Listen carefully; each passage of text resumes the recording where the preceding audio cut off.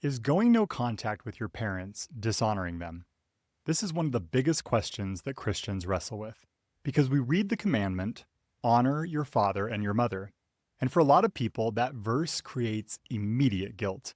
So when someone says, I've had to create distance from my parents, or I'm no contact with my family, many Christians immediately think, is that rebellion? Is that bitterness? Is that unforgiveness? Is that dishonoring your parents? And my answer is this: not automatically.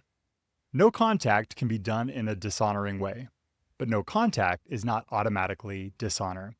Because biblically, honor and unlimited access are not the same thing.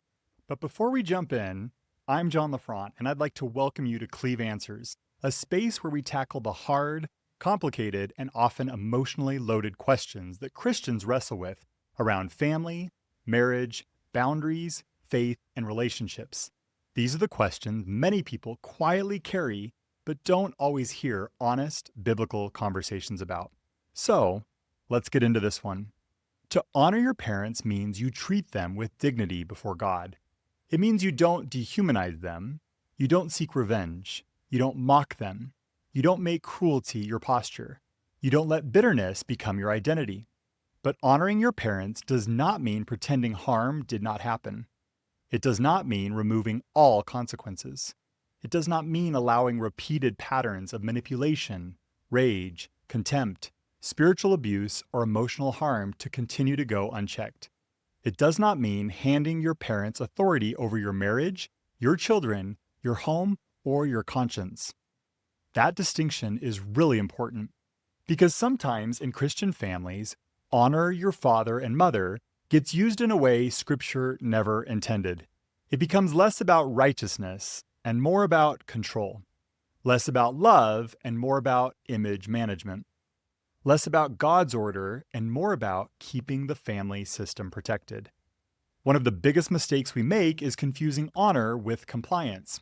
Compliance says, I must do what you want so you won't be disappointed. But honor says, I will treat you with dignity, but I will not participate in what is destructive. Compliance says, your emotions are my responsibility. Honor says, I can love you without organizing my entire life around your reactions. Compliance says, if you are upset, I must have done something wrong. Honor says, your disappointment does not automatically mean that I have sinned. Jesus honored people perfectly, but Jesus was not compliant. He disappointed people. He said no. He withdrew. He confronted. He let people walk away. He did not give everyone the same level of access to him. So, if our definition of honor requires endless compliance, then our definition of honor is not actually based on the life of Jesus Christ. And this is the part that often gets ignored. Yes, the Bible teaches honor, but the Bible also teaches wisdom. It teaches discernment. It teaches us to guard our hearts. It teaches that bad company corrupts good character. It teaches us to not cast our pearls before swine. It teaches us to avoid divisive people after repeated warnings. It teaches that there are times to shake the dust off our feet and to move forward. And Jesus himself modeled distance. There were people he served. There were people he taught. There were people he corrected. There were people he withdrew from. And there were people he allowed to leave. So the Christian question is not simply, am I supposed to stay close to everyone? The better question is this: what kind of access is wise, loving, truthful, and spiritually healthy in this relationship? Because love does not require unlimited access, and forgiveness does not automatically restore trust. This gets even more important when marriage enters the picture. Because that same Bible that says honor your father and mother also says a man shall leave his father and mother and cleave unto his wife. That means that something changes. Your parents, of course, still matter, but they are no longer supposed to be the central authority in your life. Your marriage is not supposed to orbit around your parents' emotions, expectations, approval, or disappointment. Your home is not supposed to be governed by extended family pressure.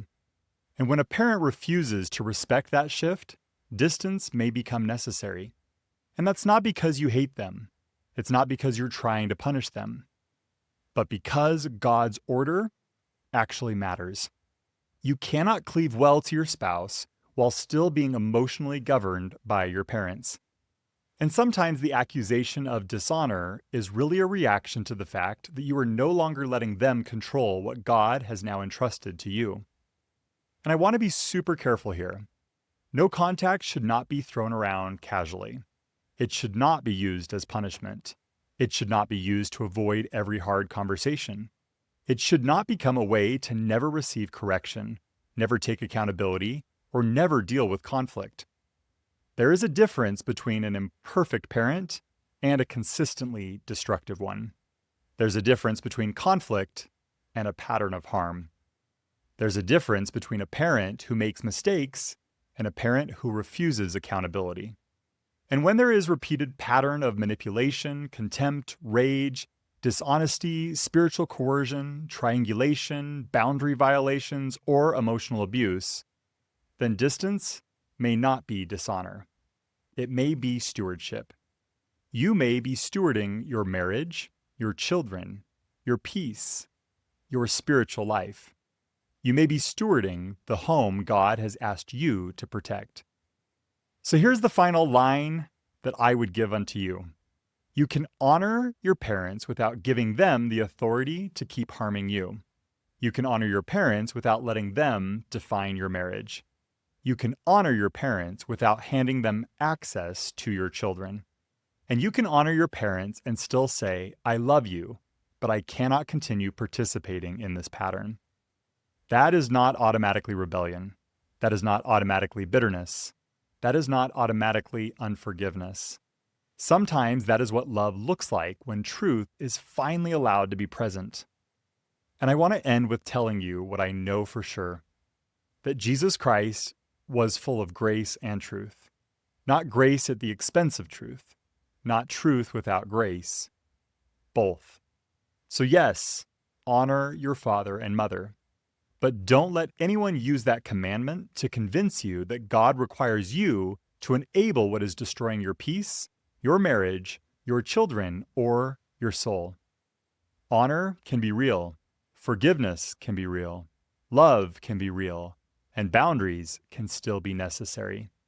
Sometimes the most Christ-like thing you can do is refuse to keep participating in a pattern that everyone else has agreed to call family. And this is why we talk so much about this in our two books, Leave Then Cleave and Christ-like Boundaries, because so many people are trying to follow Jesus while also trying to understand what to do when family loyalty, guilt, and spiritual language are being used to keep them trapped.